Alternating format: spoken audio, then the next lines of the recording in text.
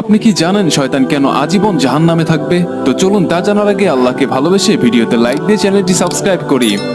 তো যখন কিয়ামতের পর আল্লাহ সুবহানাহু ওয়া তাআলা নেক ব্যক্তিদের জান্নাত এবং গুনাহগারদেরকে জাহান্নামে পাঠিয়ে দিবেন, তখন শয়তানকেও জাহান্নামে পাঠিয়ে দেওয়া হবে। শয়তান 1,00,000 বছর জাহান্নামে পড়ে থাকবে।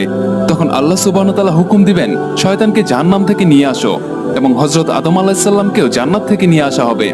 তারপর আল্লাহ রাব্বুল আলামিন শয়তানকে বলবে, হে শয়তান, তুই আমার নাফরমানি করেছিলি যখন আমি তোকে হযরত আদম আলাইহিস সালামকে সিজদা করতে বলেছিলাম। আজ হযরত আদম আলাইহিস সালাম তোর সামনে দাঁড়ানো, আজ যদি তুই তাকে সিজদা করিস তাহলে আমি তোকে ক্ষমা করে দিব।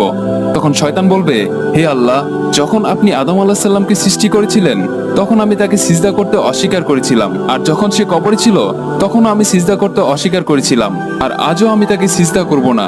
এরপর আল্লাহ সুবহানাহু ওয়া তাআলা দ্বিতীয়বারের মতো শয়তানকে জাহান্নামে নিক্ষেপ করবেন, এবং শয়তান সব সময়ের জন্য জাহান্নামী হয়ে থাকবে।